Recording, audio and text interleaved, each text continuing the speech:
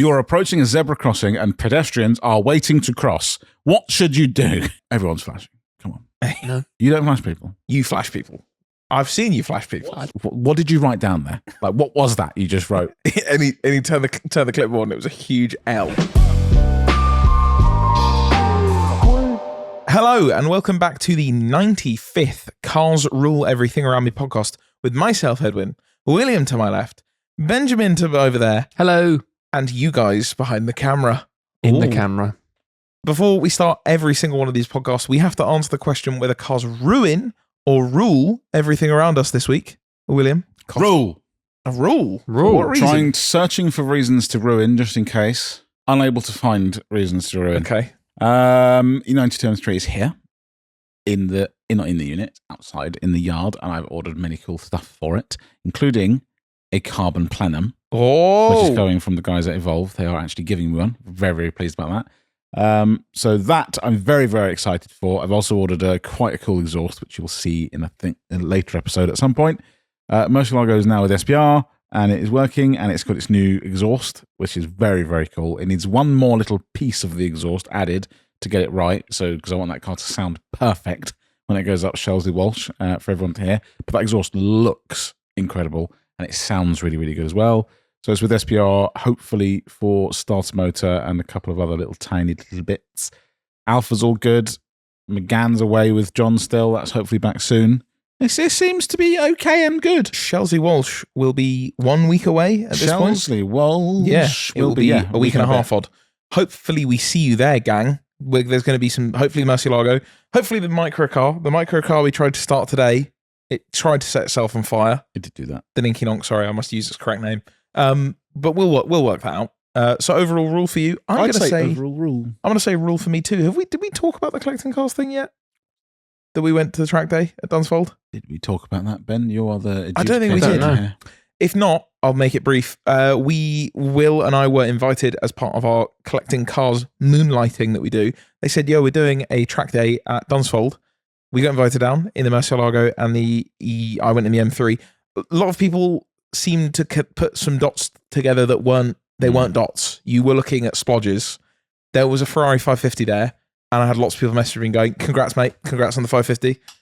No, I wouldn't just start driving it around. There would be some... Also, I promise you, whatever 550 I buy, it won't be drivable at the start. I guarantee you that. So no, that was not my 550. I went in the M3, bashed that around a bit. That was very fun, driving faster around the Top Gear track. We obviously went there before, but it wasn't on lap times type thing. It wasn't an actual lap of the track. We sort of had the place to ourselves. At the Nürburgring, I have no inclination or want to time myself. I time myself at the Top Gear track because that's cool. I need to be able to see what the time is. You can compare. There's a list of times. Yeah. It's great.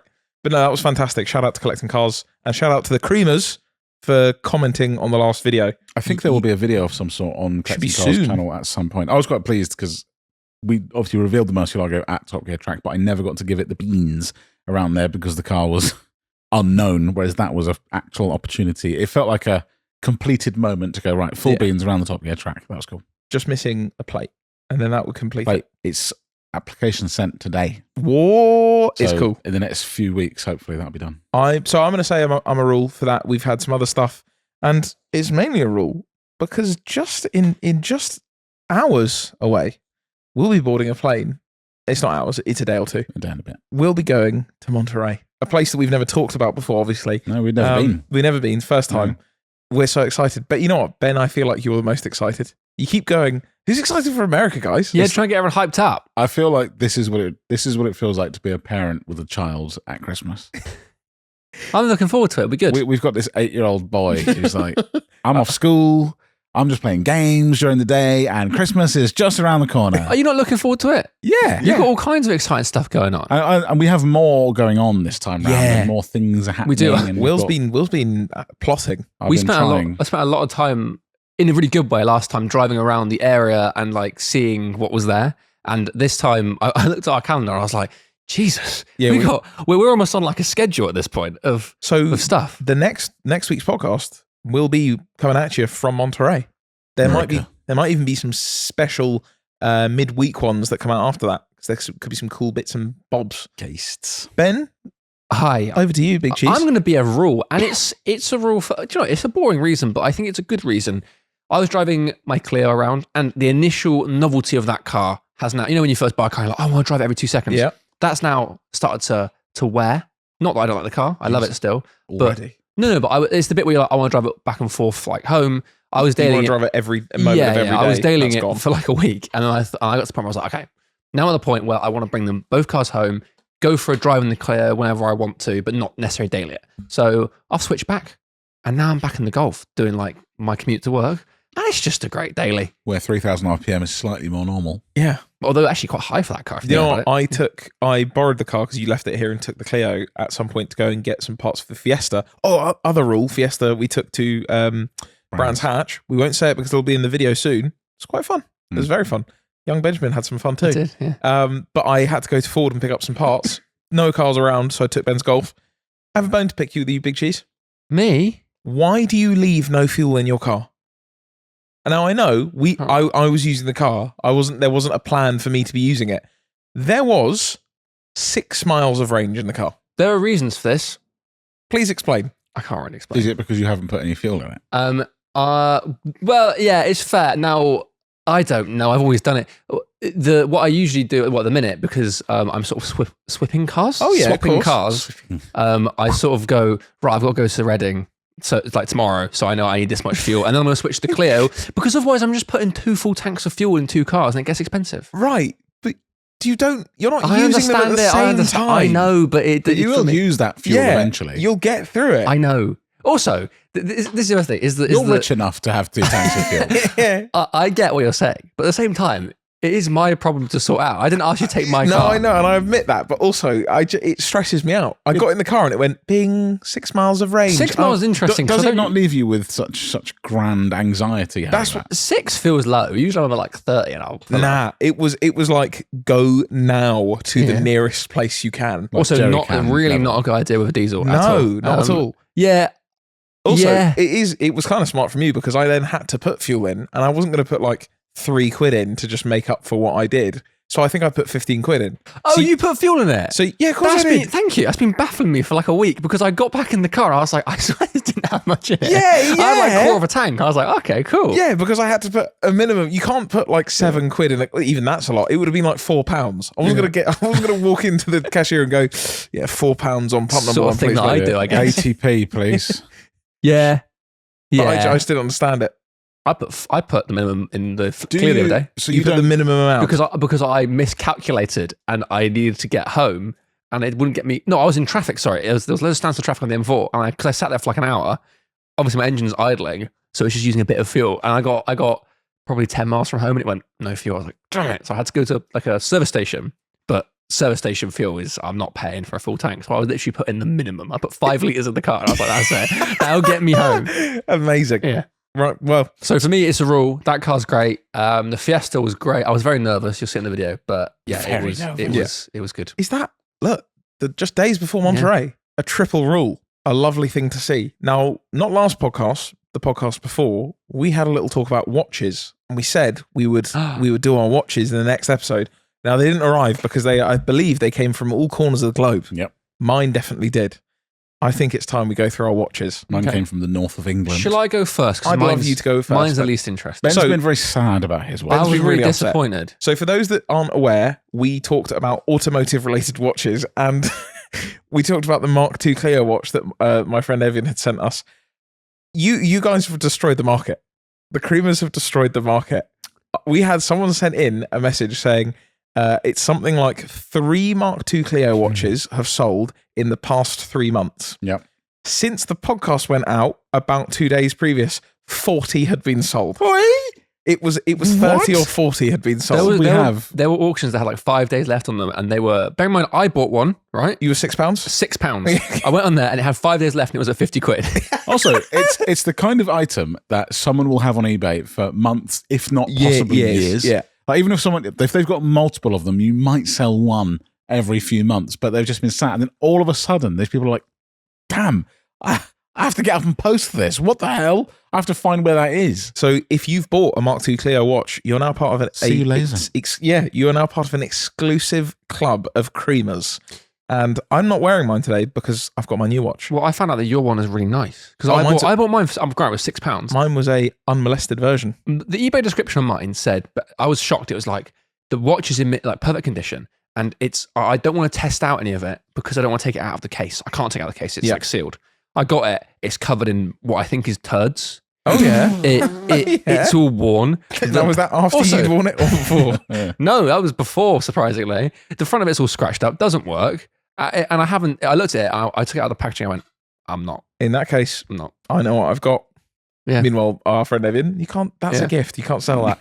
So because of that, we decided we would each go out and buy a cut. Now, why is yours in an envelope? Ben's just in a scabby envelope, like he's about to go and buy a £500 car. Right. Yeah. So I bought that Mark II Clio watch, and I thought this is really cool. I want to wear this in my Clio when I'm driving it. But I thought it's a Mark II Clio. I'm driving a Mark III Clio. So what I want, what I want is one that goes with my car. Now, I didn't find a specific Mark III Clio, but what I found. But hold on. Just for those that didn't hear that podcast, we decided we were going to go out and buy. There had to be an official piece of merchandise from an automotive related brand. So either car manufacturer or adjacent. No, like AliExpress knockoff stuff. Ben? So, please. I bought this watch thinking it's a Renault watch. Right. Thinking, I'm going to wear this. I'm legit going to wear this in my Clio. Because if you wear a Ferrari watch in your Ferrari, you look like a bit of a penis. Yeah, sure. If you wear your little Clio watch in your Clio, you're a penis. Like, it's a little bit, but it's more of like it's more of like this guy's kind of into this sort of stuff. Okay. So I found one. Look at that guy. I found this. Right, here we go. Ben, chuck that to me. I want to have a look. So this is for audio viewers. Ben is now if that was where's the rest of it? Has a dog eaten this? So what it is for audio listeners is it's a black case. Call it a 34mm case. Right. It's a Renault watch. It's got a half yellow and half grey face on it. Black hands, lovely.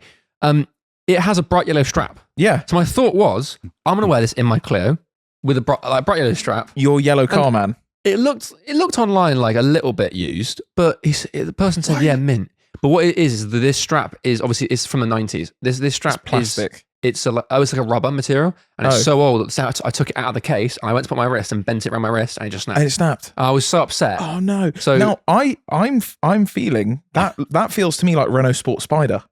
Because it's that grey and that yellow that's kind of perfectly. Yeah. I bet you've got quite a rare piece of history. It has no markings on it though. Like there's nothing on the back. Yeah. And you've got no box and papers. No, it's no box. No, it's not a full set. Yeah, it came on Chrono 24. Right, so Ben, that's yours. Yeah, and that cost me £9.44. Oh, okay, that's a tough one. No. What? Now mine was expensive. Now, Will, would you like to go next, or would you like me to go next? Back? No, I want to see yours. Okay. Hold on. Can I have my watch back, please? That's a collector's item. Oh yeah, you mean yeah. Can you catch it? Try. For audio listeners, that was the sound of Ben's watch sailing straight past Ben and into the wooden door behind him. Ben prepared to catch that while while still holding the straps in his hand. He went, "Yeah, I'll catch it," with his hands full. Now, also, sorry, just quickly, for people who might say, "Oh, put another strap on it," it's got this weird strap that like slides on. And it's stuck in there from where it's so old. I tried to pull it out, but this is so brittle that it just falls apart. I think we'll have a talented creamer that listens that is into watches and making watch straps, and they'll be able to do something with that. If anyone can make a sliding watch strap onto this in yellow, I will be very happy, and I will also pay you for it, please. Now, mine came from America. Okay. This took... The reason that we didn't do it last week is because mine was still in transit. I'm very happy with mine because I'm repping a brand that I love and trust. Can I just say, when I've been trying to get out of Edwin what he bought, and he said, I might wear this to the quail. I may wear this to the quail. Now, I'm just going to show Ben and Will the strap. Is it an expansion strap? I've no idea what that means. Like when is that what that is? Oh, no, sorry. I thought it was like a... I'm going to hand it to Will. Will can have a look at it, and he can reveal. I love this. This watch here is that... Wow! Now, my first thought was Ghostbusters. No. I thought, why have you bought... Better than that. Have a look at the back of it. Have a look at the back. That is what appears to be an official Michelin watch. Really? Not only an official Michelin watch, there were lots of Michelin watches. There was only one that featured Bibendum on the front of it. That's Bib. Bib, a little photo. If you didn't know, Bibendum is the mascot of Michelin. When we worked with Michelin at Carsruleeverything, Michelin are very keen to point out his name is Bibendum, so we know him as that. I saw it and I was like, "That's fantastic." It's got a sort of metal, how you say, bracelet, but it's got rubber in it. Yes. Because, of course, Michelin. Exactly. That's actually kind of cool. Can you see it from there? Can you see the can't see face? it. I want to come get it. Come and get it. Now, I will say, the face, that is one of the scariest things I've ever seen. Yeah, it is quite unnerving. If that was to glow in the dark, you'd have heart failure. Now, that watch was £50. 50? And then the shipping was another 20. So that is a £70 watch. Okay, so you've heavily invested into But that. And does it work? I didn't see. It does work. It's not. Well, I don't think it's on right now. No, it's ticking. Oh, it's ticking. It's a quartz. There's Watch Ben going again. This is a quartz movement. There is also, Ben. It's kind of your good size for you. It is. I'm gonna estimate that's a 33 millimeter. Surely. I think if I wore that around the Quail, someone might look at that and go, "All right, where's it? What position?" That's someone that works at Michelin's wearing that. Yeah. That's what sort of micro brand is gifted this? to the CEO of Michelin in 1973. But I love it. I'm a fan of it already. Do you know what? I wasn't expecting that at all. It's a bit left field. It's not car, but it kind of is. I wanted to go a little bit, adjacent to car. So, Will, it's your turn. Right. Now, mine is very similar to Ben's in that it's the same brand. It's Renault. But I might be willing to gift this to Ben. Ooh. Mine's more premium than that, though. Don't tell me yours is. Mine did not come in an envelope. Mine came in a dog food box.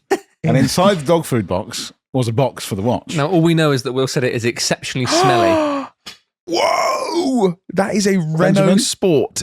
Sorry, not embossed. That is Debossed. No, what's it called? The opposite. It's coming out. Debossed. Is that? I don't know if that's like words, but for Braille. Yeah, that's 3D. Yeah, whatever that is. So there is it's kind of plastic, but with sort of metal bits. But it feels like it looks serious. In the pictures, it looked bigger than this. Now, I want to keep my key in there for my car. It's a little briefcase. This looks like something a miniature James Bond would run around with. And I think, and I'm not 100% sure. I'm hoping Renault Nerdery is good enough on this one that this is roughly 197 Clio 200 era because of this sport logo. Yeah, it has the sport logo.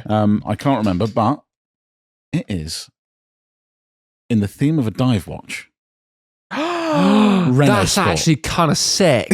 Now, there's one single downside to this watch. Oh, it stinks. Now, Will did say this. Can I get a live check on that, please? Hopefully, it's gone away. This has been worn. Worn. Someone, an enthusiast, has worn this. But it's a leather strap, right? Yeah. Oh, the inside of the leather strap. I don't know if I can do that. is No, that's not good. Whoa.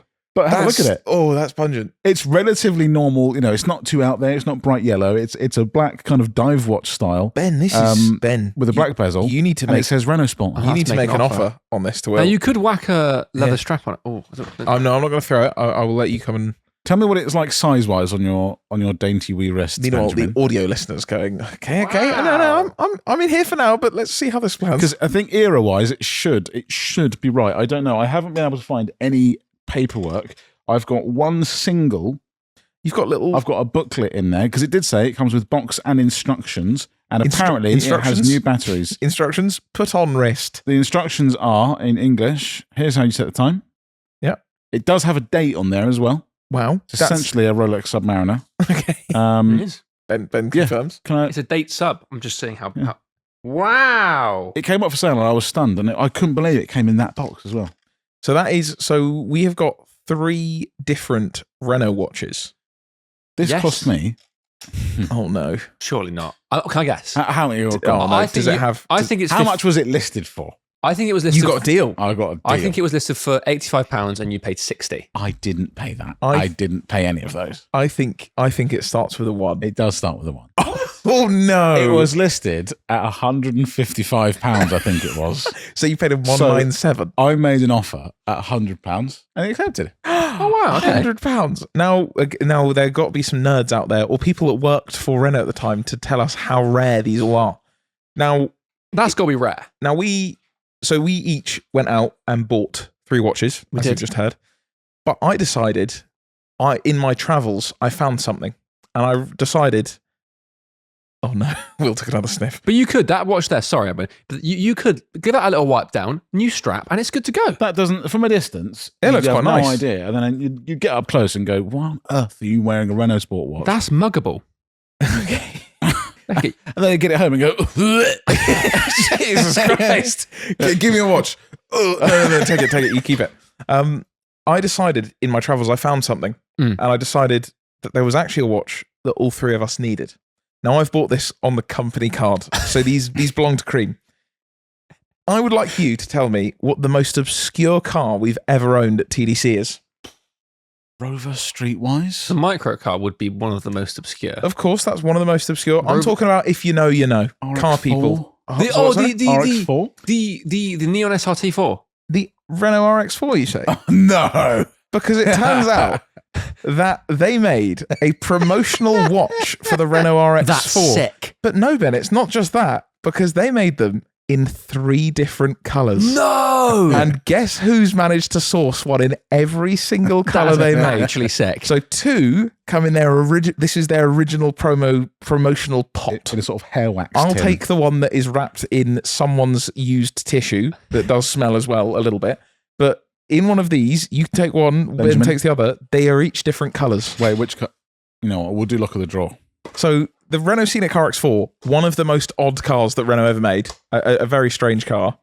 My one's yellow. I do love the yellow one. Oh, I've got a blue, which means Ben's must be... Ben's one's quite good colour. Oh, that's sick. Bright red. Also, it's still got the silica bag in it from when it was brand new. It is brand new. Wow. Now, I will say, these cost the company a little bit of money. I think they were 50 quid each. So the company... Okay. Wow. Hey, it's a bargain compared to what I've got. But I think these will have to be kept for the first C.R.E.A.M event, and they may end up being prizes at the first C.R.E.A.M event. Wow. But shall we all wear our Scenic RX4 watches for the rest of the... Mine's McDonald's spec. Look at that guy. Do you know what? I think... Fantastic. So Let's we'll have a look at the what colour's colours. yours? Yours is red. red. Mine is blue. I do feel like a You got small IKEA boy spec. wearing this. Yeah, this is... They are, a little bit child spec. Kind of cool. Yellow from a distance looks kind of sick. But I think that has to be one of the most out there watches.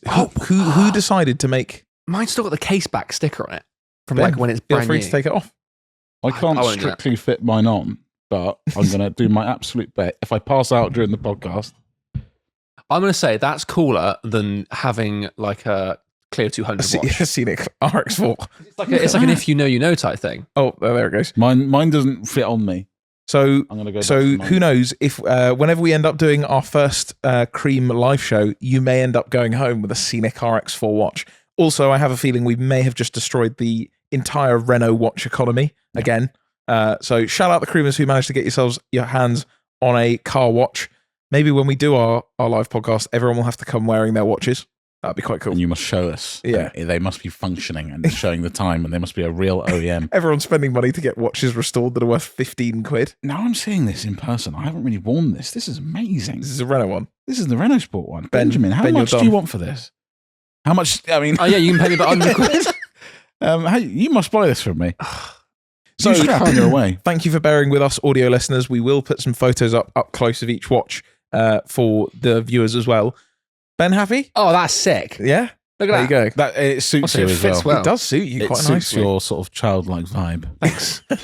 Before we carry on, if you're a visual viewer, you will notice our surroundings are different. That is because we now are in Monterey, and that is because the very next episode you listen to will be a Monterey special. But before we get to that, this week's podcast you're listening to is sponsored by Car Vertical, and that's because Car Vertical works in coming up to 50 different countries. So even if you find a car here for sale, you can still find out if that car is dodgy or the owner is trying to hide something. Now, I've actually been looking for a new car for my girlfriend, and it has been an absolute pain, but Car Vertical has made that so much easier because there are so many cars out there for sale that have got previous crash damage that sellers or dealers don't actually want to tell you about. And Car Vertical also tells you about insurance assessments, so not just if a car's been written off, but if a car has had a bump, been assessed and then repaired, Car Vertical also knows that as well, so you know what damage to look out for on a car. So the next time that you're buying a car, make sure that you run a Car Vertical check, and you can use our code C.R.E.A.M for 20% off your next Car Vertical report. Every code use supports us, so thank you very much for you guys using it. And if you want to bundle a load of them together, you can get up to 50% off if you're now going to do multiple reports this year. So there's watches. What have we got next on the old agenda? We have got, Edwin, you've put in here Diesel Golf. Diesel Golf, Ben. That's your man. I've got one. You get your man, right? Yep. Dead. Dead? In the UK, Shot dead. Volkswagen have cancelled the diesel Golf. What? All variants? All of them. Just no more diesels. The Golf was regularly crowned as Britain's best-selling diesel. At one point, more than 8 out of 10 new Golfs headed to the company car drivers in 2015 were diesels. However, the model is now gone for good. As its maker said in a statement, Volkswagen UK continually evaluates customer demand and has chosen, in this case, to focus on increased petrol and upcoming hybrid powertrains for the ever-popular Golf model. Meaning, it's gone. Oil sales about to take an absolute tumble. Who's going to put all the oil in the oil drinker? Diesels accounted for just 4.8% of UK sales from January to May this year, dropping another 7%. So people have literally in the last year gone, no more diesels. That's I it. bet as well in the last 6 months. Yeah. With the prices of diesel, even me with the Alpha, I'm looking at the Alpha thinking this ain't worth it anymore because diesel's mental prices at the moment compared to a petrol. I was working out how you can, like, what MPG petrol you could drive. Could you drive a slightly more exciting petrol and offset the cost of it rather than having an economical diesel? And it does kind of work out. There are a few MPGs in it. So yeah, I can see diesels really dying a death and becoming very, very, very, very, very cheap. Yeah, just dirt cheap, but sad. Goodbye, Golf diesel. I mean, cool that we still have the Golf. That will be a truly sad day when the actual Golf name goes. But I mean, how many people have had a diesel Golf around in car world? That's a common thing. I have. Yeah, had one recently. But even like think like Mark IV PDs, all that sort of stuff. That is a staple. Oh no, of the PD will be dead. Yeah, but the PD is good though. Like if as a car, as a an thing. engine, like when if it was to be wiped off the face of the earth, though, I don't think I'd blink an eye. But equally, if you said to me right now, go and buy a car that has, like, say I had absolutely no money at all, and I just had to buy a cheap runaround that I knew would be reliable, I would go buy like a 1.9 PD. But like would Mark you IV. now? Yeah. Even with the price of diesel? But in terms of reliability, that's what I do. But that's in a situation where I'm like, I need mode of transport. You could get a scooter. Yeah, true. Yeah, but if you got to get a car, Or you could get a C.R.E.A.M and a balaclava. or you could rent a Always bike, works. You could just nick cars, then you don't have to pay for any of the fuel. Yeah, They've that's usually true. got some of them in it. Much easier. cheapest. Or just ram raid a shop, you know. You could do all these things, but we wouldn't recommend that on this podcast. You could would we? we surf might. buses. Okay. Yeah. You could jump train barriers and just get on the train for free. Yeah, works well. Tried it in London. Not true. What have we got next? Goodbye, Golf. Ben, Diesel. you put in here something that says drifters dash motorway. Edited. What does that mean? Here we go. Always thinking about. Oh, Oh, here yeah. we go. Oh, yeah. It happens, doesn't Become it? Edwin. Oh, it happens, doesn't it? Where you put Drifters. things in. Drifters dash motorway. How about Brackets this? Should we move on to the edited. next one? He keeps thinking. Are you able to do that? I mean, it doesn't It look. doesn't feel It's close. so close. No, it's close. It's close. What we'll do though is we'll move on. Edwin, you've put in. No! There it is. Here it is. Sorry, at that moment, I know where it is. It's so this really annoys me. So empty motorways at night. Right. Just at night. Just at night. Usually at night when they're quieter, or in the evening, or whenever there's less people around. Usually when I Motorways, commute home, Okay. when there's not many Only people when around. you're commuting. Well, often I commute quite late in the evening. So, All right. but what I'm saying is that I experience this on my way home because there's not very many people on the motorway. But you get the odd car. Before or after Greg's? Just a quick question. I don't go to Greg's anymore. Oh, wow. That was back in my day. Wronged you, haven't they? And then I used to go to M&S now. Oh, the money. I get a little salad or a little pasta. Huh? I used to get a massive greasy pizza and a chocolate bar. But not anymore. That's not my life anymore. I will be driving home and Sure. there will be a person who will be in the middle lane. Sure. Now, I don't like that. I'm not about to, no one else around, sorry. Okay, yeah, I'm yeah. not going to undertake you because that would be illegal. Mm. So I have to then go round you. Which is Sure. really It's annoying. not illegal, but anyway. Well, so I go round them. So I go into the middle lane, then into the outer lane, then I come back into the left-hand lane, Yeah. right? And when that happens, they will go, oh, bloody hell, I'm in the middle lane. And they'll go into the middle lane, sorry, the left-hand lane. And then I'll look back in the rearview mirror and they'll just be drifting back into the middle lane. It's like they're magnetic. I always see it. And I see it as well when you go up behind someone and in the middle lane and they move out your way. Yeah. And they move And then technically they're in the correct lane, you're in the correct lane to Yeah. overtake. And the second you're past them, they move back Straight into the back middle in. lane. What's that about? I'd love to know, I'd love to speak to someone that does this and just understand, do you think it's safer? Because you're right in the middle. You think Yeah. that you're not on the side. But also, Like a runoff. how worried are you? Do you think something's going to run out from the road? Do you think, what do you think is going to happen? Surely the left lane is you would feel the safest because Yeah. you've got You can get off you've the probably easiest. got a hard shoulder closest. If you do have one, all the exits are right there. Yeah. People can only go past you on one side. That's what yeah. And whereas the fast lane is, or whatever lane you want to, some technical, it's lane 4.5 actually. That's same as stages. Is not that safe because obviously you've got people undertaking you. You don't have a hard shoulder, blah, blah, blah. So the left lane's where you need to be. Yeah, so what is it with the middle? What is it? There's only one occasion where I think it's fine to do that. Is I do occasionally where if you're in the left-hand lane and there's no one else around, and then you see someone broken down or parked on the hard shoulder, I will then move into middle lane in case. Fly past. Just in case. No, what you want to do is get as close to the left side as possible, so it just rocks their car a little bit. But just in case someone you're doing something and you trip over in front. No, that's good courtesy. I will do that because I have a fear of that. I don't think that's once you're past that, you're back in my left-hand lane. I don't know if that's a thing in like the thing we're taught in the UK, but I know in other countries that is a legal thing that if there's someone on the hard shoulder, you must move into the middle lane. I just want to be as far away from you as possible. Yeah. I don't want to. You just don't like them. I just get away from it. Personally. Yeah, just get away from it. You're like, broken down car. Yeah. Disgusting. Yeah. What is it? The thing is, motorways. None of the people listening to this are going to be the people doing it. And if you are the people doing it and you are listening, you probably won't admit it. So we have to get we need to get someone. It's like we have to capture them. Yeah. Like, because they're not going to come to us. No. So our only way is to go out and find them on the motorway. Should be quite easy. T-pack them. Yeah. Pull them to the side. They're obviously a bit shit up at that point. Sack over their head. Say, roll down the window and then go, why are you in the middle lane then? Why did you do that? Just out of interest, like I'm just doing some research. I don't think they will know. No, I agree. I think they'll just be like... That's why I think they do it. I think it's because they are so idiotic. These people also might have well-to-do jobs. They might be brain surgeons for all we know. But as soon as they get in the car, they don't see anything wrong with it. No. They're like, well I've just chosen this lane. I'm driving. Yeah. I'm just driving. Middle lane. You just go around me. But you wouldn't sit in like the middle of your sofa. You have a side. True. Ben, what side do you sit on your sofa? I sit on the right-hand side. With the arm? I have a very good setup for my sofa. Here we go. Okay, I call it the driver's seat. Okay. So my sofa is in. Do you say to your girlfriend, "I'm in the driver's seat"? Occasionally, I have said that. I have my TV's in the corner of my living room, right? So and my sofa is at like it's in the middle of the room because it's and the TV's behind me. Describe this. My living space is like I've got my table and chairs and my sofa in one room. Sure. So what I do to split up the room is I have the sofa in the middle of the room, and it's like almost two separate rooms. Okay, sure. But it splits it between them. It splits it. The sofa's in the middle of the room, like cutting that off. Fantastic. So lovely feng shui there. But basically, what it means is that it actually is very nice. What it means is that because the TV's at a diagonal and the sofa's in the middle of the room, on the right hand side of the sofa, you basically get the perfect angle. And it's one of those... What? Straight on? No. Exactly like it. Where the TV is obviously angled away from the sofa, kind of. But if you're in that part of the sofa, you are literally sat like you're on a lazy boy.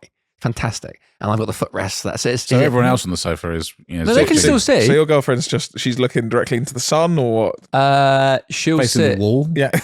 She'll usually sit next to me or on the other side of the sofa. She's sitting on a dining room chair that's kind of awkwardly in the other side behind the sofa. Yeah. No, I will sit. What would you ask? What we're saying is, look at this sofa here. Yeah. An absolute mentalist would choose to sit bang in the middle. But that's because it's a two-seater sofa, so you have a gap. I know, but if you've got a three-seater, you wouldn't sit bang in the middle unless there were already people on the left and the right. It does feel vulnerable, though. You'd go to the one with the armrest. Right. This is your hard shoulder. It does, yeah. But that's the thing. You feel more vulnerable. So why do they do it? I'm effectively sat in the fast lane on my sofa. Well, it depends which side what country you're in. In the UK, I'd be in the fast lane. But so I'm in the slow lane because I got L-shaped sofa, so I'm chilling in the slow lane, feet up. Are you? Will? Yeah. I don't know. You not have your own seat on the sofa? I could choose left or right, doesn't matter. But do you not have a seat where you go to? This guy's undertaking. Yeah. This is right. Police, mate. So you're one of those people that get on the motorway and then you just decide where to drive on how you're feeling.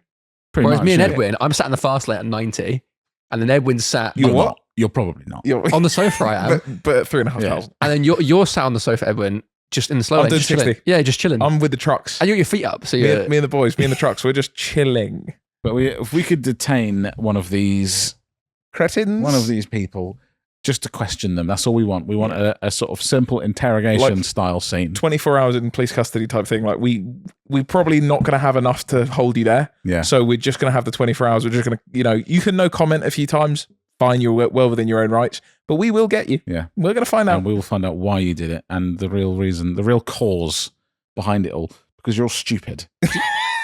Do you really not have a seat on your sofa you go to? I could do either or. Don't you also have an armchair that you tend to armchair's armchair? quite happy, but my armchairs are faced away from. That's a sort of guest armchair. It's not particularly well set up for TV. But that sounds like a sort of But thing. my sofa faces directly. You could be in either seat and you're directly facing the TV. Yeah, that's what I'm at. Angled seats. To anything that angles to face the TV is wrong. But just get rid of your TV.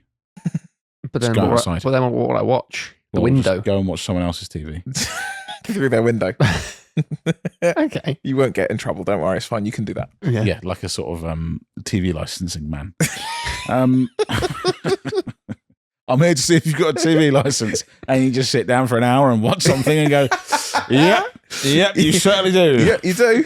See, that was a good program. That was Fantastic. What's on next? That's my dream job. Ben, you've put in here. No, don't. I'm not going there yet. Little bit of. I didn't put that in. Ooh. Yeah. No. A bit of retention there. Sorry, 2 words with Can the you say same. coming up? You said coming up, we have that. Coming up, we have something from Ben. Creamer's Crashing, which sounds like a sort of biscuit mashup. The other night, Rory of Auto Alex sent. We have a big group chat for TDC, and he sent into the WhatsApp group saying, "Ha, have you seen this?" or something along those lines. And it is a dash cam of a lorry and a car almost having quite a big collision. Yeah. Not good. Being forced onto the hard shoulder. If you listen closely, the person's just listening to the podcast. They're listening to the podcast. This podcast, and that's not the first time this has happened. No, but more importantly, I want to make note: the creamer, the person listening to the podcast, was in the right, because of course they were. Really? Because the sort of people that listen to this podcast, we're well educated, we're respectable on the motorway, we drive nicely, we keep comments clean on YouTube and around the internet. You know, we let people know we're creamers. That's how you know, because we're no creamers wronging. I don't want to see anything from the other angle of them listening to Cream. That's bad. No. Like, this person was found listening to the Cream podcast as he cut someone up and forced them off the motorway. Yeah, Not good. And then, do you know what they'd be listening to? I think they'd be listening to the Auto Alex podcast. Oh yeah, no, that makes sense. Or perhaps Ben Fowler. Or the Doug Demure podcast. That's exactly who they're listening to.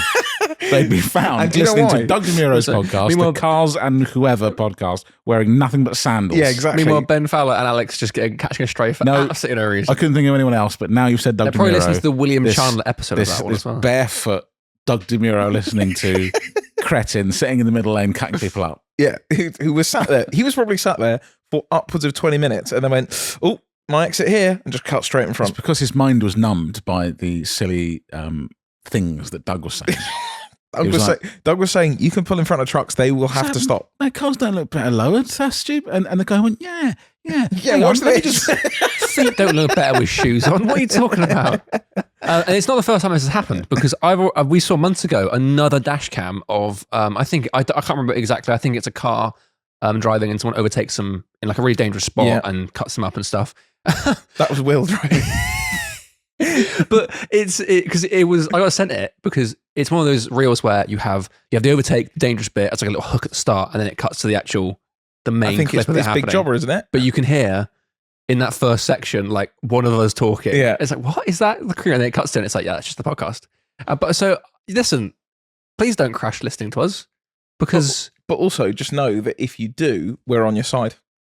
Unless you're in the I can't remember who it was who sent it to us and just said, this is fantastic guerrilla marketing. Just by having it playing in crash compilations is perfect. Yeah. So we've had 2 of those so far. One wasn't a crash, one was just some Neither sort are crashes. I thought the other one was... Both, let me do some research. Both dash cam videos. They're near misses for sure. Yeah, both of them. Reasons to post your dash cam on the internet means something has happened. Yeah, exactly. So stay safe out there, gang.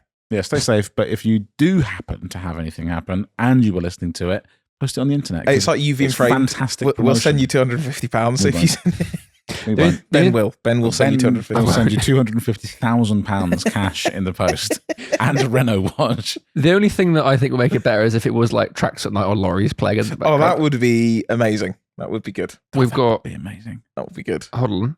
Crashing to tractors at night Fantastic. So the one that Rory sent was a car turner caravan. Oh, Paul. You know the man that did I it. don't know him. He might not be called Paul. It's a lorry with like a decent sized gap and then another lorry. A lorry, you say? Another lorry in front. Maybe a Mercedes Actros. A cab over, or was it? I think it's a cab over. Yeah, there's no. It's yeah. Job, and that's why. A Skoda Yeti towing a caravan. Bloody sketchy. Tries to basically comes at the middle lane, then tries to tuck in between the two lorries and almost causes a big crash. And then the other one that is Big Jobber. I knew it. I knew it would be. It's a Mercedes van just overtaking a Mac. Piss. And he's listening. But that's Creamers crashing. Fantastic. Don't be doing that. Don't crash. But if you do have a near miss and you listen to the Cream podcast, do send it in because best of luck if you do. Yeah. What we got next? Ben has put in here. Hello. Percentage of people who work on cars, said Edwin. And I did that because Edwin's hands were full at the time. Whoa. Bloody hell, Ben. You can't be talking about that. Mate, that was in confidence. I've even gone to Monterey. Yeah. Uh-oh, Ben's gone. Ben's gone. He was working on a car, I think. There you go. Crazy thing to come out with at the time. So, oh, that reminds me. I had a thought when we were working on the Murcielago. What do you think the highest? Oh, how do I word this? The highest percentage of a certain car model's owners work on their cars. Okay. We were thinking. We were working on the Murcielago, and I thought that their Murcielago owners are not working on their own cars now. But there's so few of them that us working on it makes quite a higher percentage. Whereas Golfs, there's billions out there, and there's lots of people working on them, but still, there can't be that high of a percentage. I reckon Murcielago would be higher than a Golf. That's what I'm thinking. Unless you were going like deeper dive models, like it's a Golf GTI. No, or like you can't be like Sesto Elemento. Like obviously, there's not there. Yeah. But just kind of more broad generic cars. Yeah. It reminds me of the what's there more of, wheels or doors, Ben? It's got to be doors. But do you count bearings as wheels? No. You don't? No. Wheels, it's not a wheel, is wheels, it? What about gears? No, it's not a wheel. Wheels. What's a wheel? Wheels. What does that mean? It must have a tyre wrapped around it. Interesting. I don't think that's true. What's a train? Trains don't have that. Trains have wheels. What about the... So, if you go to Paris, their underground system have rubber wheels. That's why their trains is quieter than London. Little fun fact, yeah. What about like a rolly table or something? That doesn't have tyres on the wheels. Yeah. But they're definitely wheels. Okay, well then wheels. I don't know. Like, a gear isn't a wheel. Okay, no. A wheel is anything that it rotates like that, but it has, for example, like a belt system. It's pushing against it, whereas a gear locks in. Does that make sense? But that's roughly what a wheel does on a road. It rolls against the road. Exactly. What about a bearing then? A bearing isn't a wheel because a bearing is it's two separate parts. One is meant to be static, and the other in central. It's got balls in it as well. Yeah, balls. But it is round. Okay. Yeah, but only half of it moves. I would deem it. There is some sort of. It is making something move. But this is allowing something to move. So let me ask you this then. What car brand has the highest percentage of people working... model has the highest percentage of people working on their cars? And obviously old stuff is going to start going... If you look at an old Alpha Junior or something, yeah, okay, most people are. But what's the highest percentage? It's got to be Mazda, maybe Vauxhall or Ford. I think... But Mazda's got lots of normal cars. But the MX-5 exists. I think it might be something like a Porsche. Because Porsche people are always doing stuff. Yeah, but what do you also have? Lots of them have stuff done by people. This is true, though. That is true. So we're talking DIY. We're talking doing it themselves. And what do you class? Is it a changing? I'm no longer at school, but thank you for asking. Is it changing like an air freshener? Just working on their own car, man. So like you would consider changing a light bulb? Yeah. I'd say that. Okay. Yeah. Any kind of anything that most people would probably have done by a garage or by a local whomstever.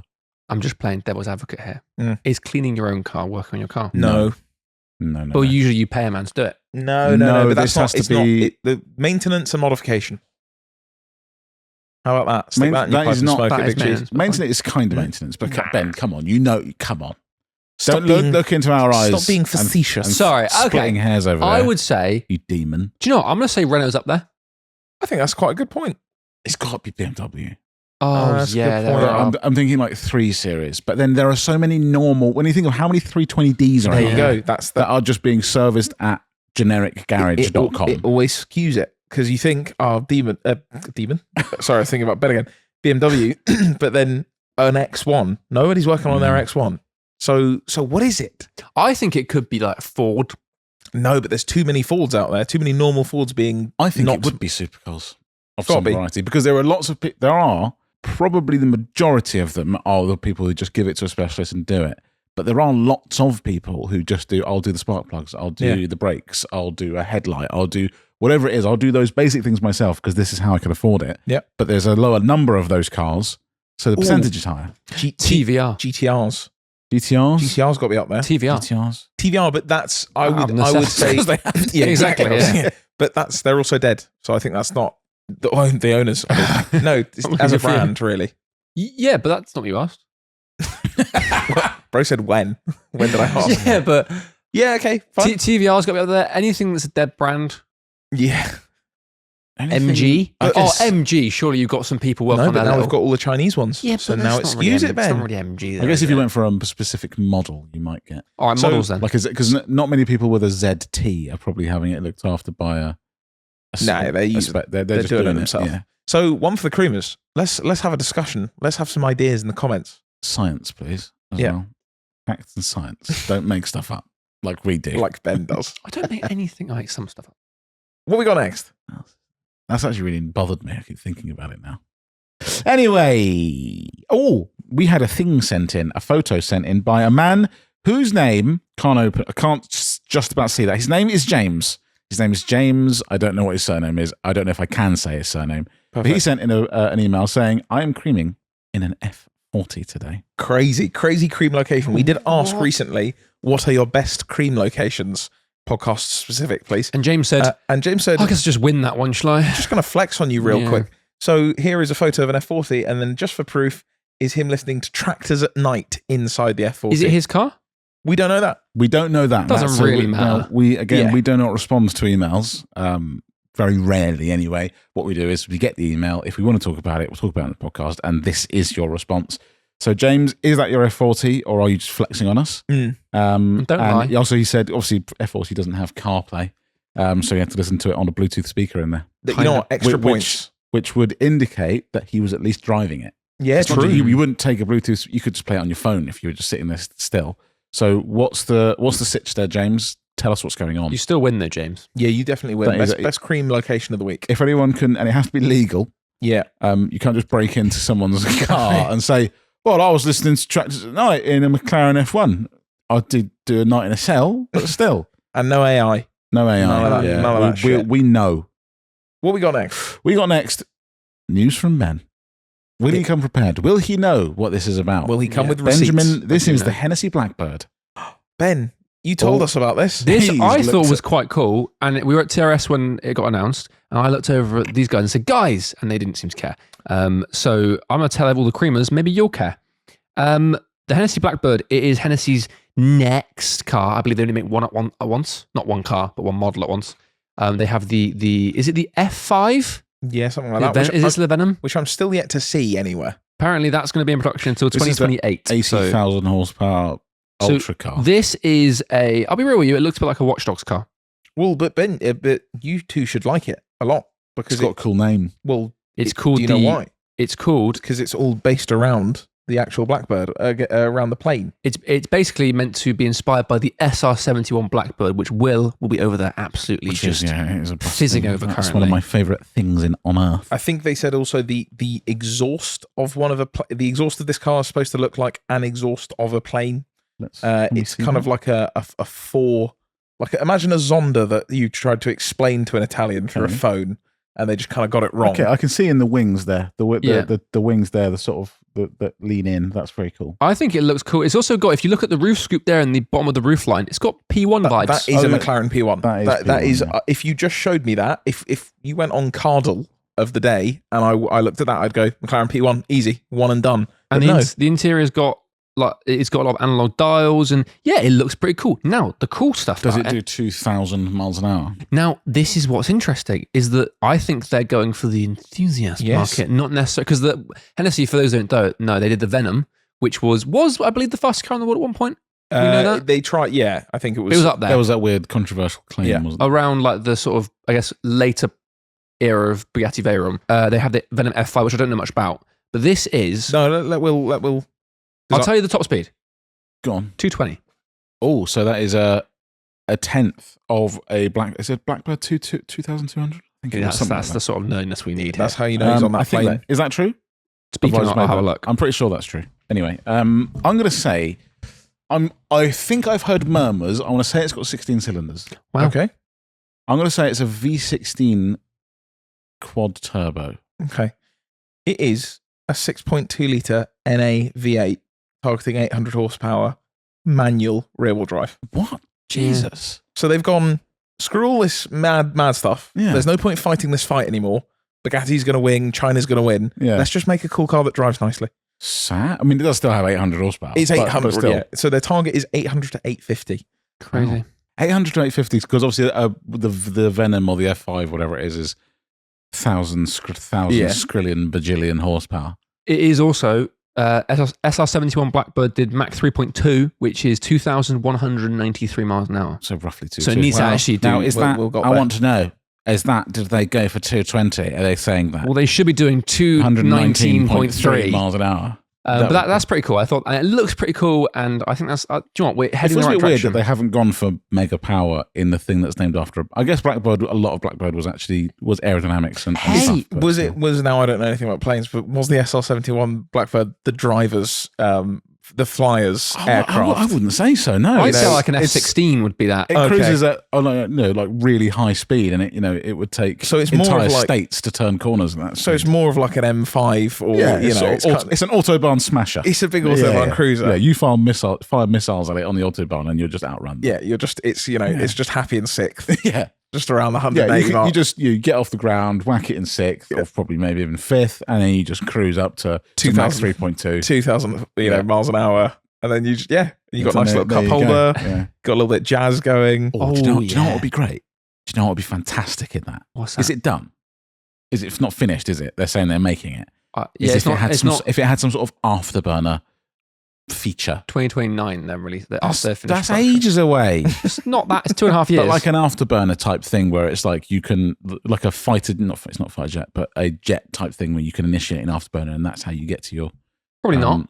Okay. I think it has a gear stick and a pedal. No, but you know what I mean. Like just do something silly. That is pretty silly. It's pretty cool. Because it could become a car I would want greatly if it were just melding plane and car together. There, now, I want to be inside that. $2.5 million. What? Dollars. That's quite a lot. The Ben's going all the photos are of it in like a metallic silver. Now, I guess that makes sense for showing off. Surely, in theory, it would have to be matte black. Yeah, Blackbird was matte Aren't black. they all black? Yeah. But it would look kind of. Hence the name. It would look a bit ass if it was matte black. Would it? I think so. Now, who's going to make a stealth bomber car?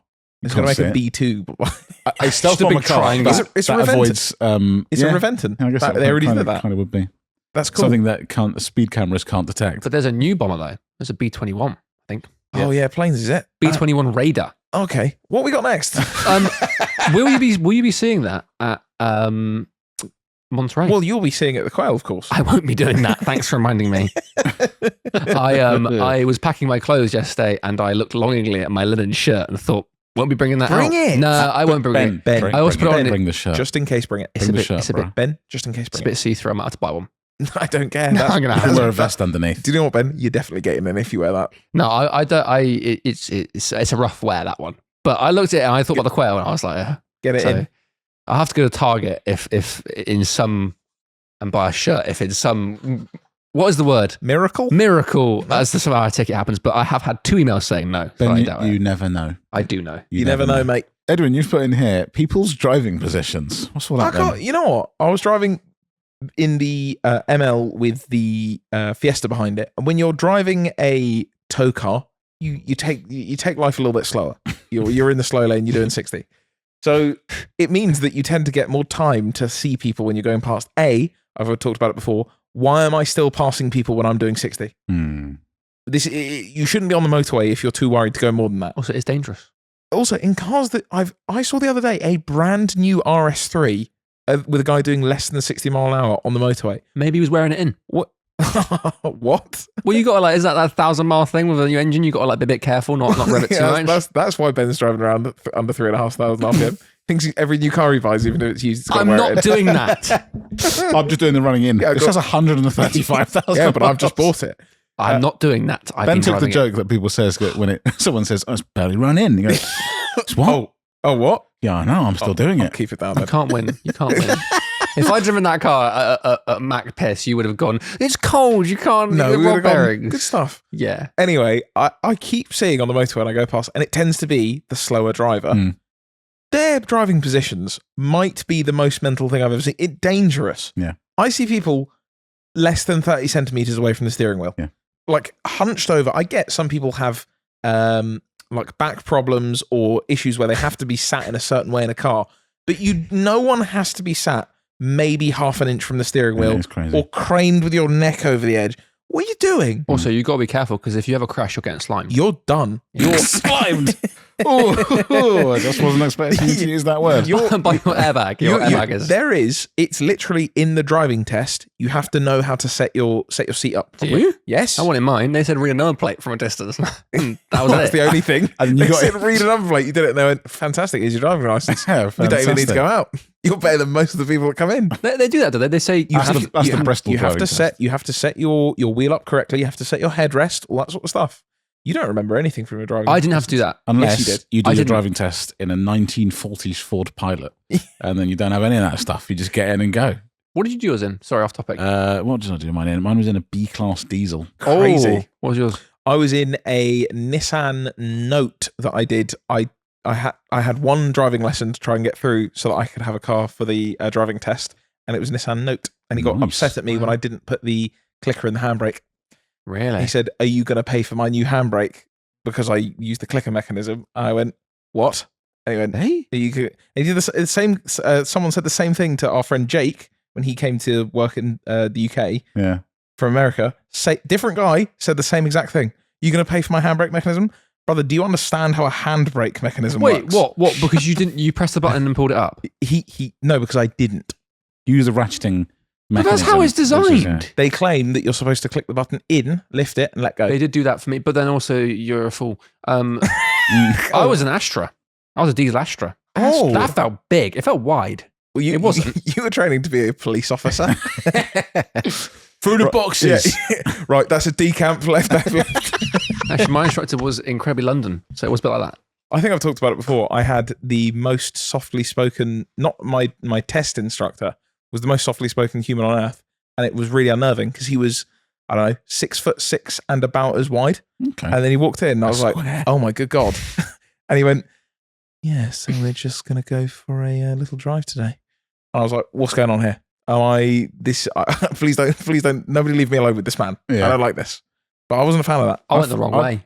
You went the wrong way? Down the road. And she said to me, not to worry, Benjamin, that's a pass. Don't worry, this is the first car we've got around here. Do you know how to use this thing?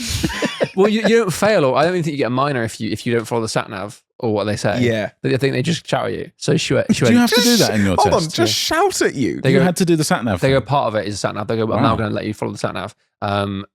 But I got to a turning and she's like, it was when she was telling me where to go, and she said, go right here. I was locked in. I went, go right here. She went, go right here. I went, I'm sorry. And you ripped the e-brake and powered pretty over. much. And I thought I'd failed because replace that handbrake.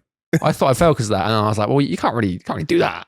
She just shouted at me. I panicked, and now I failed, but I didn't, luckily. So yeah, it was. But you can go the wrong way, and it's fine. They just want you to do the right thing, right? They just say, as long as it's safe, it doesn't matter. What they always do is like go, oh, I've gone the wrong way, and then veer across 3 lanes. And they look at you and go, what are you doing? I go, well, do you want to get there on time or what? You go, well, I know I'm going to fail, so I've given up. I'm just driving into people now. I don't care. It doesn't matter anymore.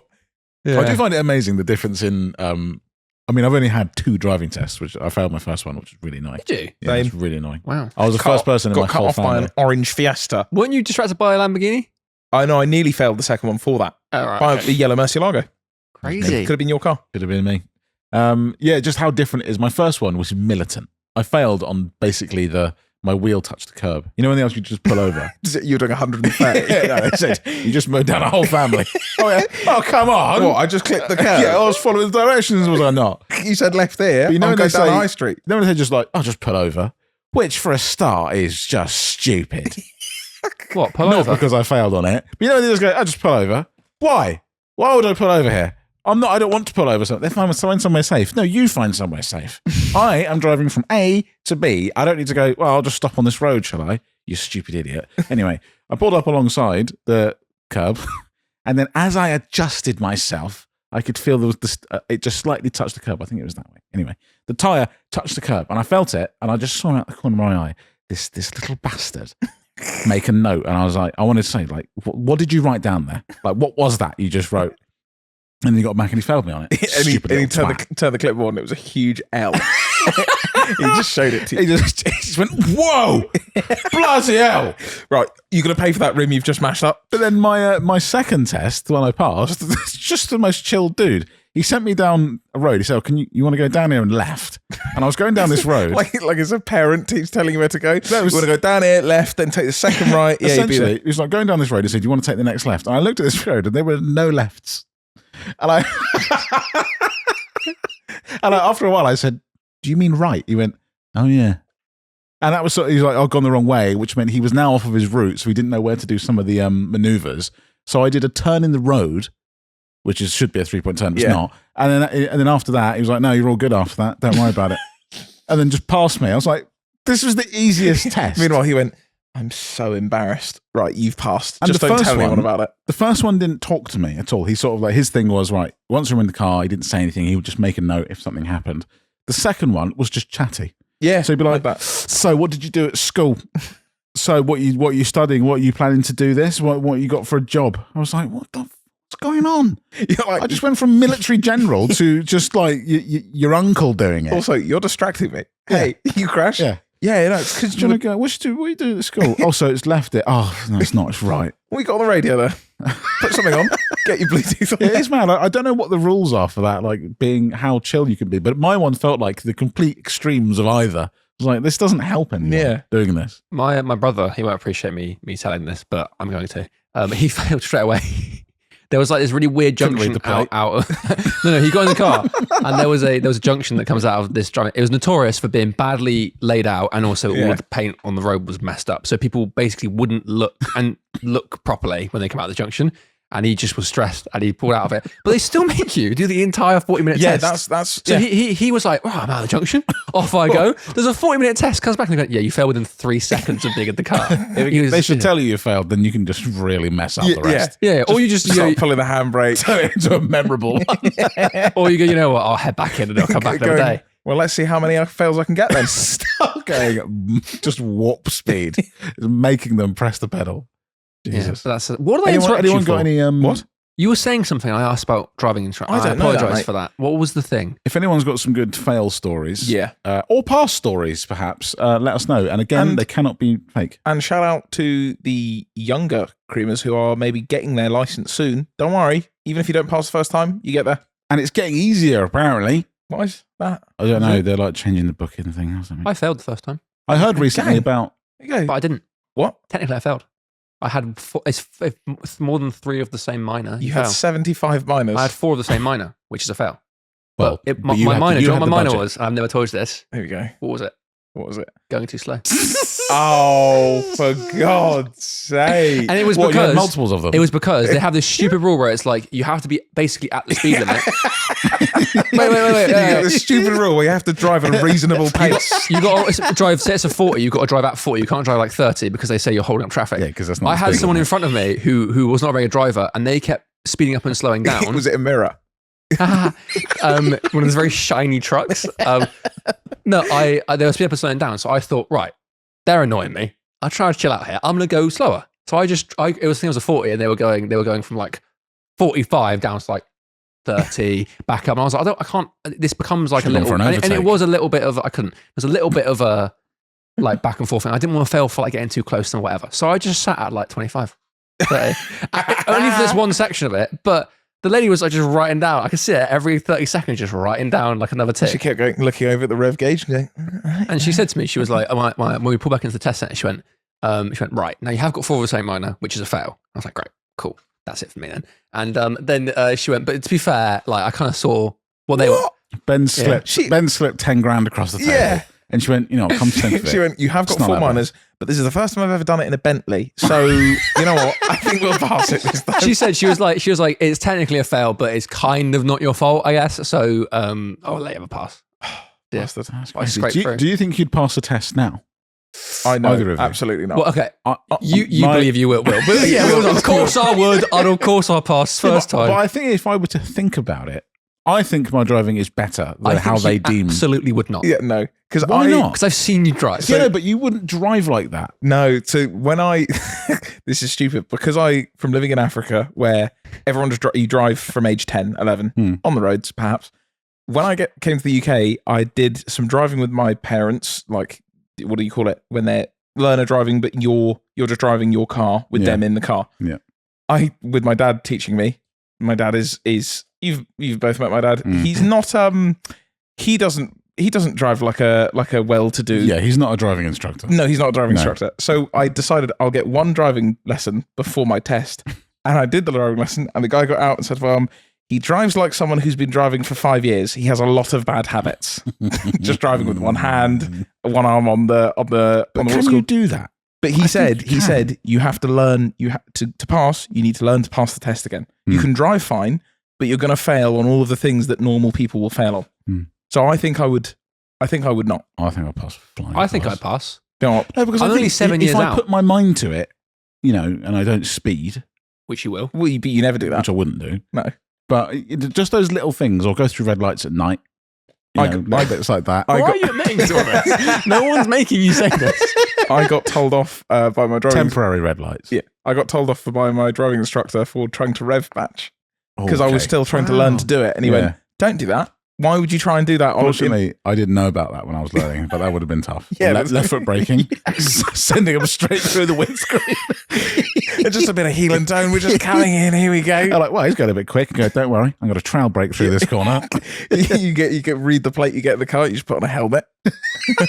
Now, I believe strongly. Theory, I'm done. I'm done. No, theory, I reckon there's a load of dumb questions in there, but I still think I'm practical. I think I'm good. Did you have the clicker thing on your theory? Yes. Where you have to, for people who don't know, you get shown a video, a simulation of driving, and then the second you see a hazard anywhere on the road or around you on the pavement, you have to click. And I don't know if this came, when it first came out, people did this, but they would tell you specifically, you can't just constantly click. And would you like to know something? I went into my practical exam and another guy from my year at school happened to be there at the same time. And he said, just so you know, if you click like once every 2 seconds, you'll get the minimum pass rate and you won't overdo the clicker thing.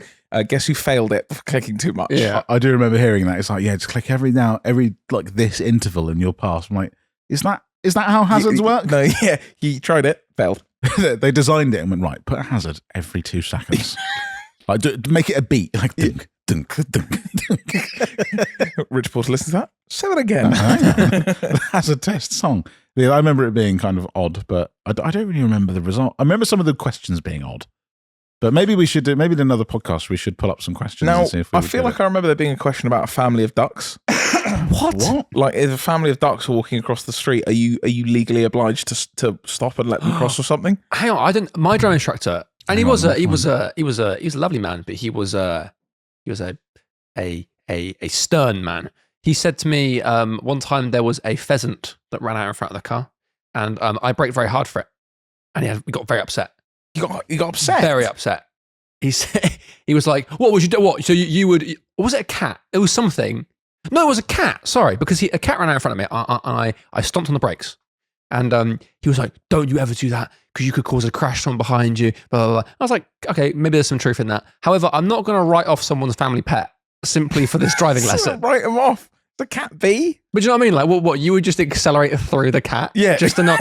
And he'd look over and go, "Fantastic move there, Ben." The argument would be is the fact that the person behind me should be far enough away that if I was to suddenly brake, they wouldn't go into the back of me. Fair enough. Good but, stuff. But equally, he looks at me as if I was meant to plow down this family pet just to prove a point. Also, if I he done looks that, at you and goes, "Good, Yeah, he looks fantastic, that was safe." You're going to make a fantastic driver, son. He looks at you and goes, "That was my cat, but that was safe." meanwhile, I put that cat there just to test you. meanwhile, the front end of your driving instructor car just absolutely obliterated by a cat. Yeah, it's just it just comes over the windscreen. Oh, Yeah, it's just on the roof. I've got some questions. Here we go. Oh, you've got them. From the theory test. Now, I have asked AI for this, but they sound right. We've got, what is the national speed limit for a car on a single carriageway unless signs show otherwise? 60. Correct? Correct. I don't think enough people know that. No. I actually don't think enough, but I think a lot of people think it's 60, but even if it's 2 lanes, they still think it's 60. Or they know it's 70 on 2 lanes, but they think if it goes down to... Not always. Yeah. I was taught in my driving lessons that if it's like a dual carriageway or 2 lanes, it is, obviously unless it says otherwise, it is the national speed limit, which is 60. No, it's 70. 60 unless you have a middle central barrier, then it's 70. Yeah. But if you're on a dual carriageway and there's no middle central barrier. If I see 2 lanes, I'm doing 70. I couldn't care less. It's usually it needs to be a metal barrier in between, not a grass verge. Well, I failed there. Well, no, actually it wasn't part of the question, so I'm in there. We've also got on here, you're approaching a zebra crossing and pedestrians are waiting to cross. What should you do? Should you A, slow down and be prepared to stop? B, flash your headlights to invite them across? C, sound your horn so they know you're approaching? And speed up. D, continue unless they step onto the crossing. A. No, technically, would it be D? Now, is it not, if there's no flashing lights, you don't technically have to stop. It's only flashing lights means you have to stop. I thought you would only stop if they're actually sort of stepping onto it. But yeah, I would assume it's the one where it's slow down and prepare in case they... A is probably the safe one, but I'd do D.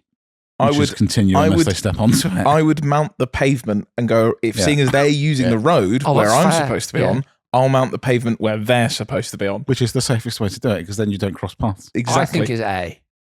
You think it's A? It will slow down and be prepared to stop. Yeah, that's what I'm probably going to go is. Yeah. I always hate that when they do these multiple choices and they go. Do you not have the answers? Well, when I've got some questions for you. No idea. Could be right. Could be not. Who knows? Yeah, it feels right. Yeah. I always hate the multiple choice thing. We'll find them out, won't we? When they go. What does a red traffic light mean? But hang on, what sort of time of night is it? This will be that thing. C, proceed if the junction is clear.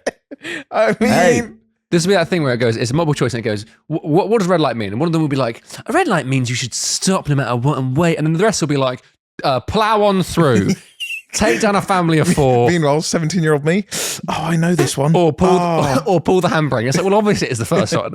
Ben. Yeah. You miss your motorway exit. What should you do? Right. A, reverse carefully along the hard shoulder. Right. And it did say carefully, let's be honest. B, stop and wait for a gap. Not sure what that's about. C, no, that's when you get out and you run across the... Continue to the next exit. Make a U-turn through an emergency access.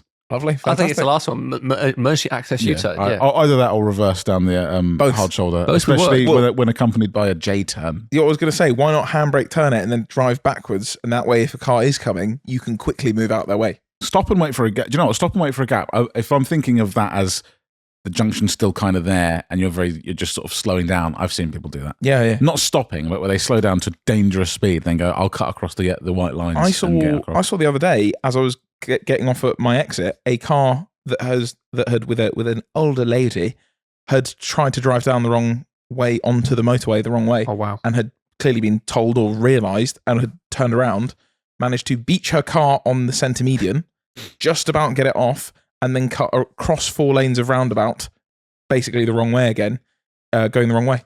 Oh my God. Brother, put down the licence. Yeah, that's crazy. Just put the Werthers in the bag, bro. Meanwhile, the £6 insurance a year. Also, it was an A class that was battered. She's crashing in stuff in car parks and not knowing. I bet there's a lot of freedom in that. Yeah. Are you excited to get to that point? To just not care? care? In many ways, but it's a perk of being old is that you can just sort of drive into things. Not people, obviously, but like you could just, like a car parking space does not matter, does it? Hey, you're making it in there one way or another. And also, what am I going to do? I'm not going to fix my car. That's the next person's problem. Yeah. I haven't got long left. What colour are the reflective studs between motorway lanes? Motorway lanes? Are they red, amber, green or white? I think they're white. And why? Correct, they are white. But why is that question? Because I think they're different colours for different places. I think they mean they're different reflectors. But I'm on a motorway right now. I'm fairly sure. Red, I can tell by the red reflectors. I'm pretty confident that if I'm on a motorway, I should know if I'm on a motorway. I don't go, hang on, is this Slough High Street? You turn out of your local road by your house, turn left, and you look down and you go, I'm on the M4. White. How'd this happen? White cat's eyes. bloody hell, I better do 70. I better get in the middle lane. Now, there are many, most of them, they make sense. Some of them are like stopping distance ones. Those I think are probably. I remember having to revise those. I wrote those out. I have no idea. All right, here you go, Benjamin. Here we go. Sorry, I've dashed my phone across the room. What's the typical? What's dips? What's the dips doing right now? Keys. What's the typical overall stopping distance at 50 mile an hour in good conditions? Is it A, 36 meters, B, 53 meters, C, 73 meters, D, 96 meters? They're gonna say. I'm gonna say it's C. I think I want to say 56 meters in my head sounds right. 56 would be good if it was an option. Oh, that's fine. I know you were going for B, which is 53. Oh, 53. I might have said 56. I think you did. It's 53 meters. Come on. The B. But yeah. But what if I've got a big brake kit? Because the Golf's doing it in 3 centimeters. This is what I always want to know. What's this based off? Whose brakes are we basing these off? If I've got the big old carbon ceramics on there, come on now. GT3 they're saying typical overall stop. But like, how?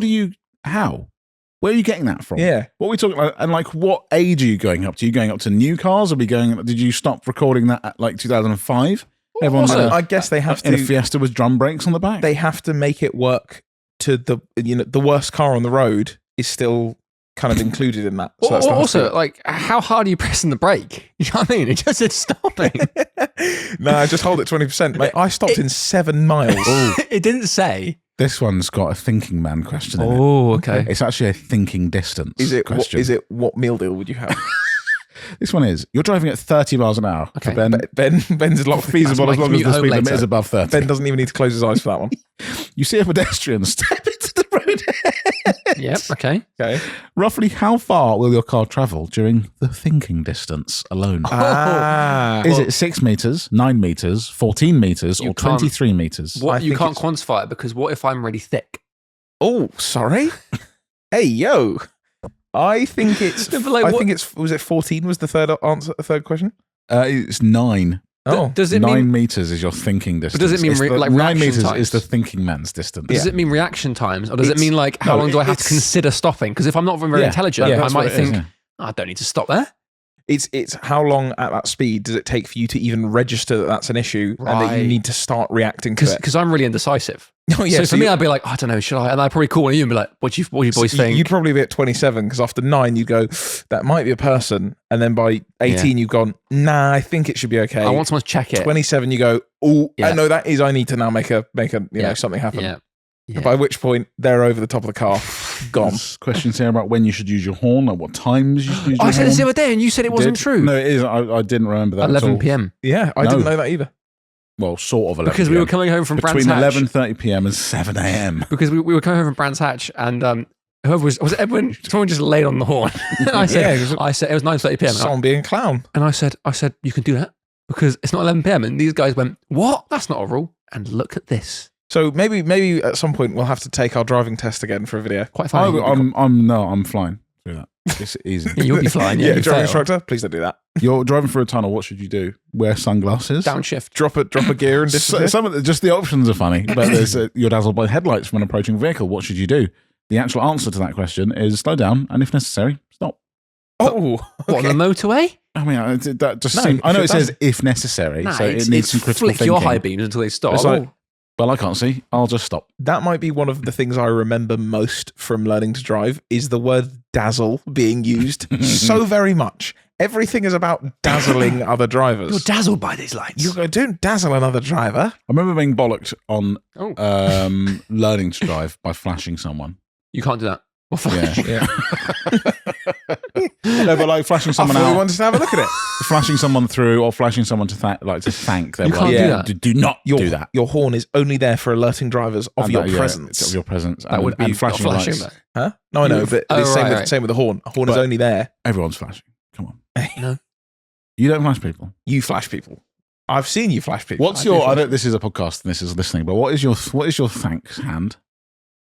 I've been switching mine up recently. I was kind of a full hand. I try and play it off with a single finger. Yeah. Just a little. Yeah, I do that. I do that too. Try and play it off all cool style, but it doesn't always work out. I often forget, and then as I'm going past, I feel bad. So I sort of like panic and go, "Oh, thanks." See, I think the classic is a like a hand at like fingers splayed out, hand at like 45-degree angle. Like a little, yo, thanks. I can't pull off a thumbs up. But I've been recently Thumbs hitting. up, I've recently been hitting the child high. The you have to waggle your hand side to side. It's great. It always gets a smile. Both hands. Let me think. I'm driving. I'll do a finger. Maybe I'll do one finger up and the second finger half raised. So that's just off the steering wheel. Ooh, yeah. I like that. Yeah. Okay. I like that. Do you throw up juices? That's crazy. No, I'll do like a little. Okay. For audio listeners, can we get a? That was one finger full up and one finger half up. Okay. Cool. Kind of like peace, but if I couldn't move my fingers properly.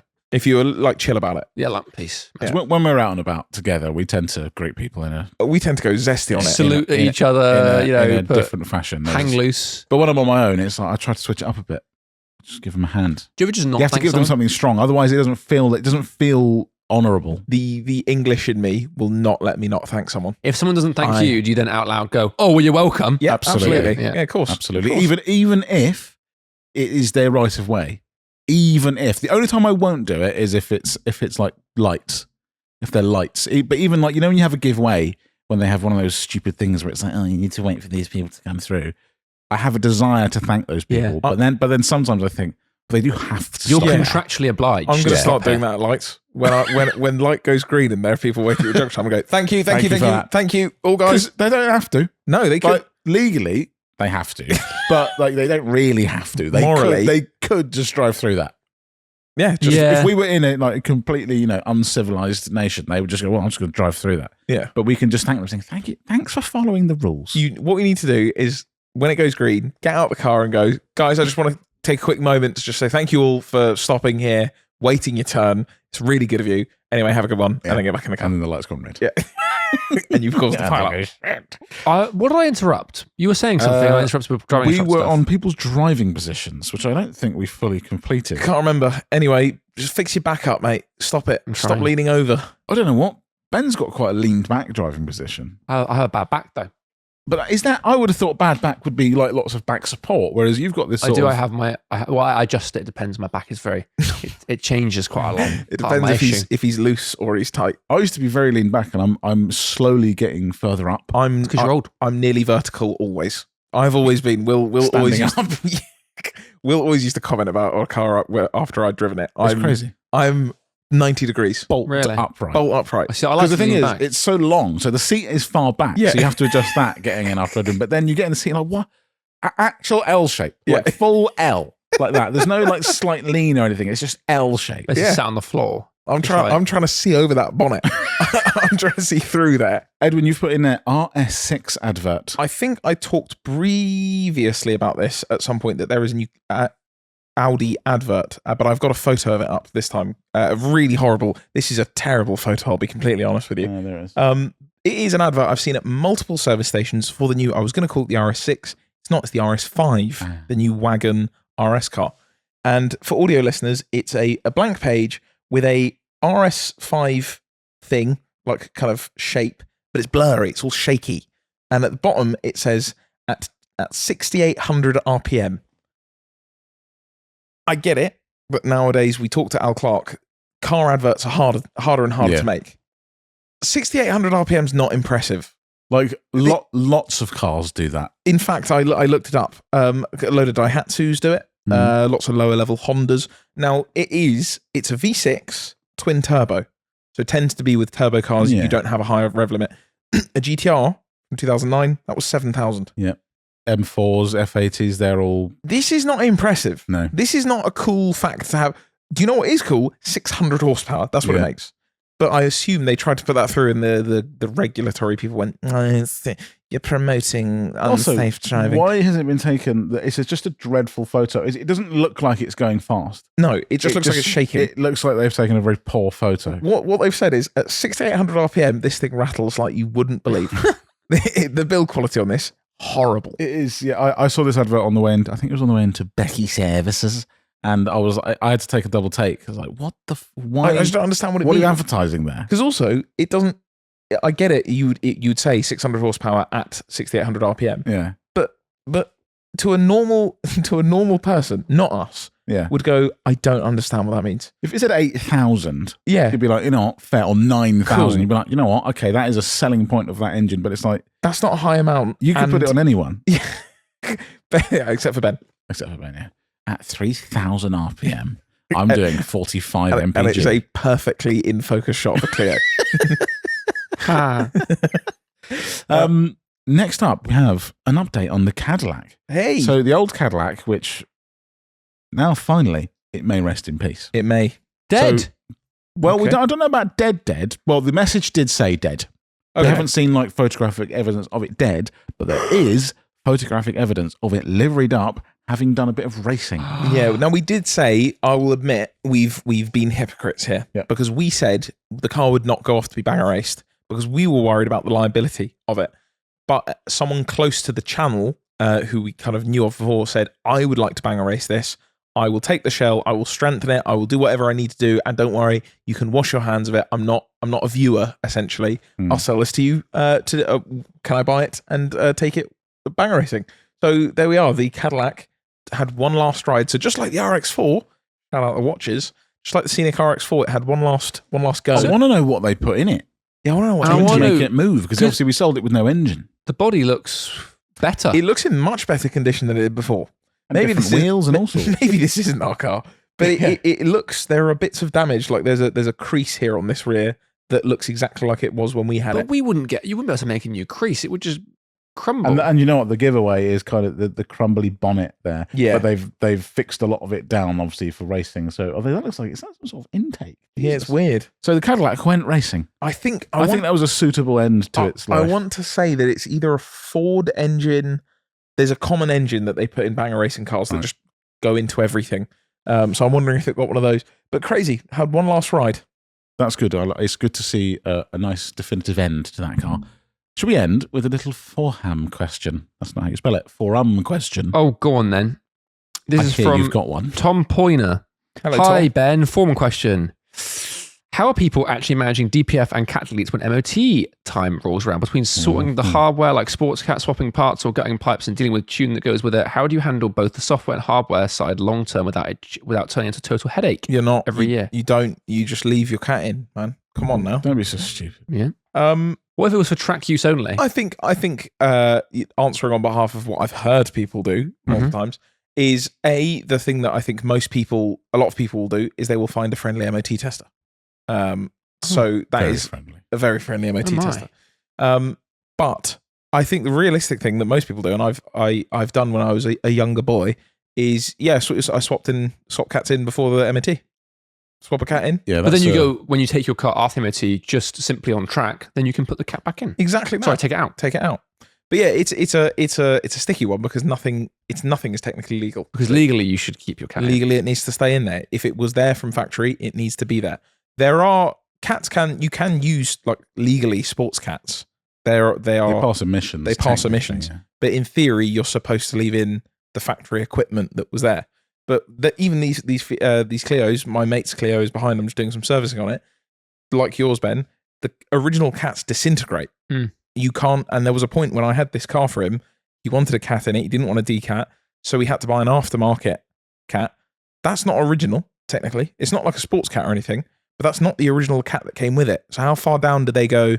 No, that's not the original that came with it. Buying an original cat for an older car would often be, it would almost write the car off. It would for this. It's why lots of, in sort of Priuses and whatever else, I think I'm saying this right anyway, when people were doing, were stealing catalytic converters from Priuses because they were worth quite a lot, it would often write them off quite quickly because obviously an insurer will probably want to put a factory set of cats in it. You look at the price of a factory set of cats and they're insane. And they're not going to want to go with, the risk of saying, oh, well, we'll put not necessarily sports cats, but aftermarket cats in that are not going to last or are going to be wrong come the next MOT. So it is a weird, like the Murcielago has sports cats again, because standard cats are incredibly hard to come by and they start to fail off over time. So you're better off putting a set of sports cats in because they still pass emissions. You said Glado, it eats its own cats and destroys the engine, right? The cats in eating cats. Yeah. Okay, good. The whole thing is the cat breaks up and it actually sucks back into the engine and will destroy the engine over time. So you have to get rid of the cat or replace the cats. So yeah, it is a weird. I always wonder because there are lots of supercars and sports cars out there that don't have cats. Yeah, and there are people looking after these cars and maintaining them and doing MOTs on them.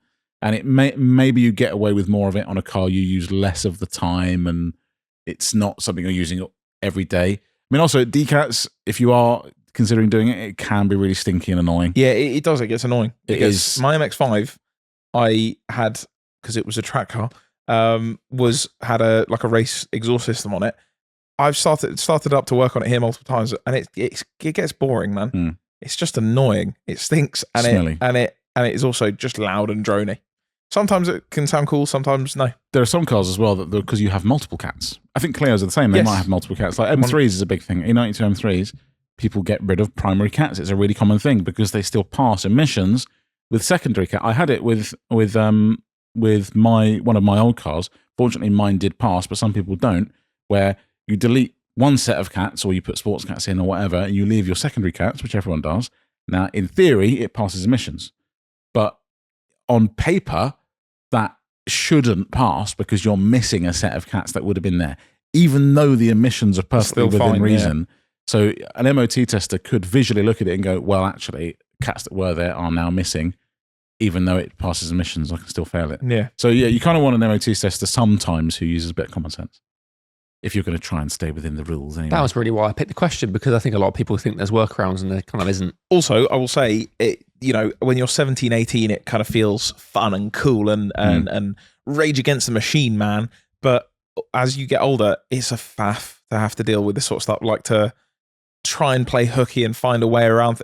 Whereas 9 times out of 10, it just tends to work better if you leave it in or leave a better version in, a sports cat or something that works both well for track and also passes emissions. It just tends to work out better. Same reason that we've been doing it on the Fiesta ST and on the Golf R, as much as we tried before it decided to eat itself. We tend to try and actually put cats or sports cats in cars because they'll still pass. You can still just drive it to a normal MOT centre, not have to play a weird game, and get most of the same benefit out of it. Also, because decats are so cheap. Those cars as well, like, it's all well and good being like, oh, I'll swap out my cat. If you're on a Clio, fine. But if that car, it has like a downpipe with a cat built into it. Was not happy. And that had to have like the drive shaft come half out for it. It's like almost basically a subframe. Well, a lot of people will put in dummy cats. So, but what I mean is that, like, if you're doing that thing where it's like, oh, I'm going to switch out the cat for MOT or whatever, you're going to have to take your downpipe off, and that's paying. Yeah, but that's what. So a lot of people have dummy cats where it looks like it's a cat in there, so it's not just a straight pipe, but it might not pass emissions, but it will look visually like it has it will pass the test of, is there a cat there? Yes, there is one, but in reality, it's not. That's what my M3 had. My first M3, and I remember because I spoke to the original owner. He lived in Australia, moved here, bought an M3, so didn't know the layout of the land, how things work. Had this car, it had decats, thought, oh, that'll be fine. Took it for an MOT, failed. And then he went and had some dummy cats, and he's like, well, hang on, it passes emissions. But he took it to a speedily fitting place. And they just failed it because they were like, well, look, don't have any cats. So we had to have them made, and they were like, well, good. Which is mad. Like, that makes no sense to do that. Someone else has just made some money off of welding some metal around an exhaust. That's exactly the same. Yeah, crazy. So, and then in terms of diesel stuff, I'll be honest, I have no understanding of DP. I know it's basically the same thing as like having a cat and stuff, but I don't understand anything really about them, but I know it's more beneficial. Yeah. To have a DPF delete, you free up the life of your engine a lot more. DPFs and EGRs as well. Yeah, so I can understand doing it on there, but again, same thing annoyingly. But they're really hot on that. I think it's harder to have a diesel like that than it is to have a petrol like that now. Because obviously diesels also emit a lot more smoke. So when you start doing diesel DPFs and EGR blocking and whatever else you get, it is a bit horrible compared to a petrol. Petrols stink, but diesels can be horrible. When I'm behind someone who's got that, it is annoying. Yeah. But yeah, I think the actual the margins for passing now on diesels are way lower, so it's almost not worth it doing it. EGRs, sometimes people like to say you can turn off an EGR and the emissions won't make a difference, but it probably will make some difference. So yeah, so stay within the rules, guys. Yeah, but also do what you want, man. You enjoy cars. I think that's a nice place to leave it. Thank you very much for listening to this episode. We will join you next week in Monterey, California. Hopefully. Hell yeah, brother. Ben will have been to the Quail by that point. I won't have been. I will have been I still need to work out what I'm going to do on that day. But I mean, having a think, I might go to In-N-Out Burger on my own. Fantastic. Yeah. I might go for a stroll through Carmel. That's my plan. Well, we'll catch up with you next week. Thank you very much for listening. See you later, driving test gang. Check out my watch. New kettle, you know.